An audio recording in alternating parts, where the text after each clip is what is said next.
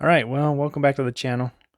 So in this video, I wanted to discuss the value proposition of CF Moto ATVs, and in particular, the CForce 500.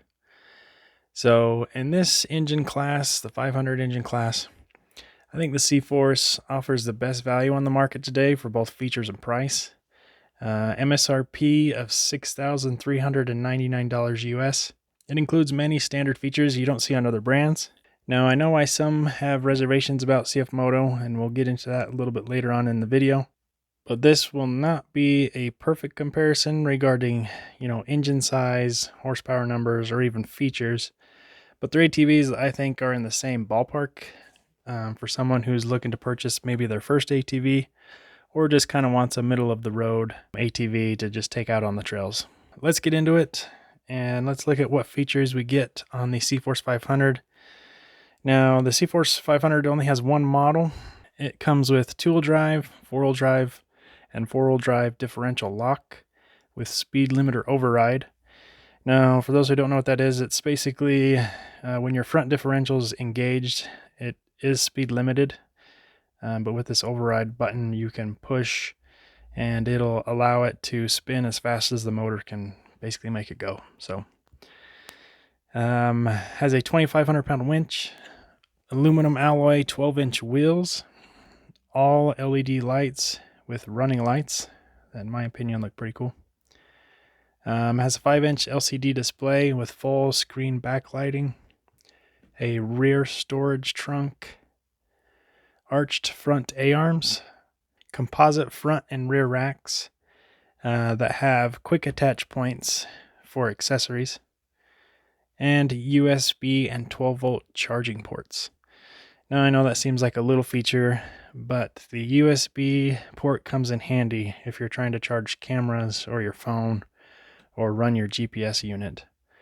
And you don't need an adapter that you're going to lose. So it comes in handy. Some performance specs. It has a 495 cc engine. Produces 38 horsepower and 30 pound-feet of torque. Has 783 pounds curb weight, so it's a little hefty.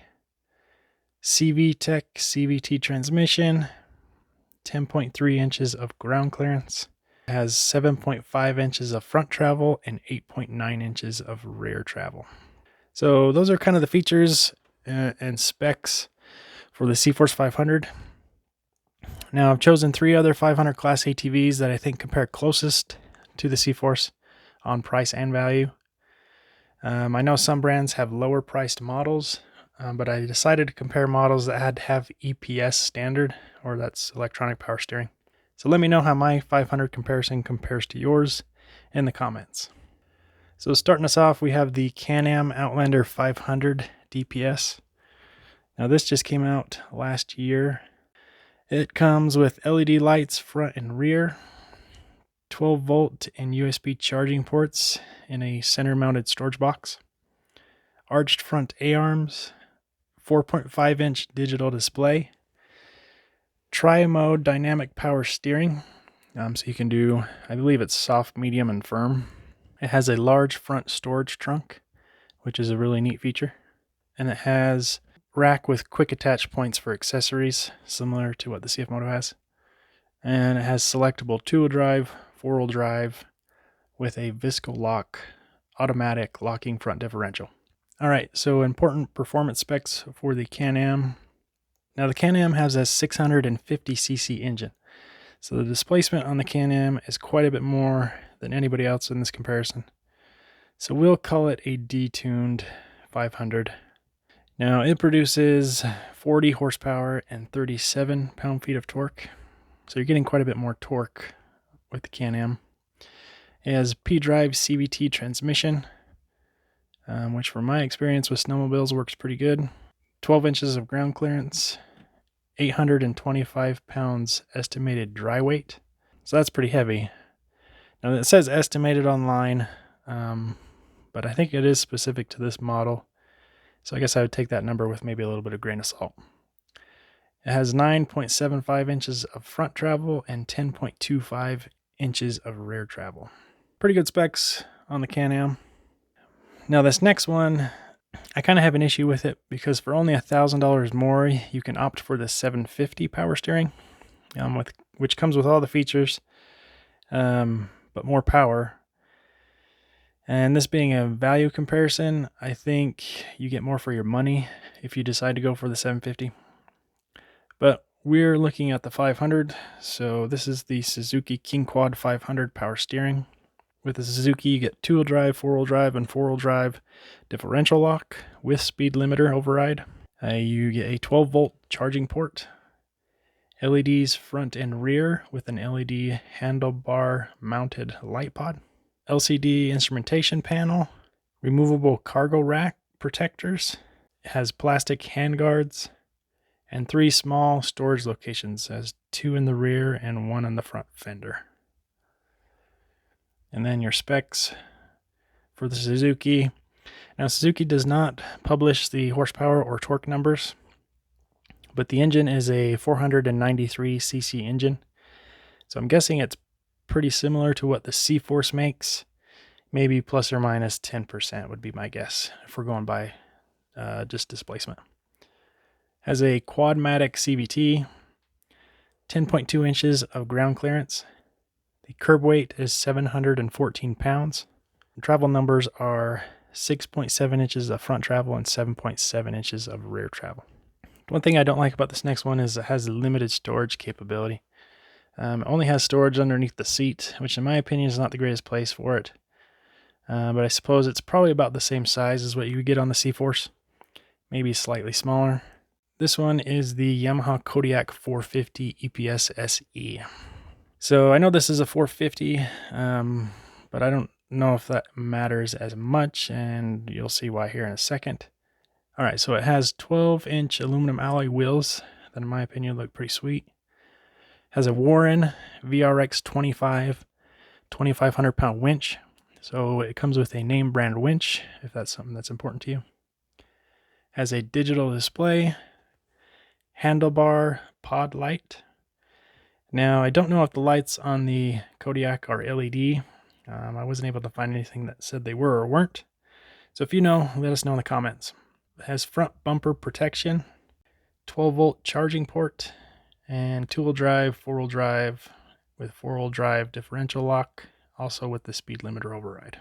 So when we look at the specs of the 450, horsepower and torque numbers are not listed by Yamaha, but it has a 421cc engine. Yamaha comes with the Ultramatic CVT, which everyone likes to say that it's legendary, but they do have a 10-year belt life warranty, so it must be pretty reliable. Now, this is why I think the 450 doesn't matter as much, because the wet weight, so wet weight, it would be full of fuel, full of coolant, ready to ride, is 680 pounds. That's what they list. So I think your power to weight ratio there is going to be similar to these other machines. Now, it has 9.6 inches of ground clearance and 6.7 inches of front travel and 7.4 inches of rear travel. All right, now let's look at the price of each of these machines, and you'll see why I think the CForce is a great value. So the Can-Am MSRP, all these prices are US prices.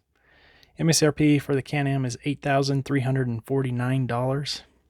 The Suzuki is $9,749. And the Yamaha comes in at $8,399. And then to recap, the CF Moto comes in for $6,399.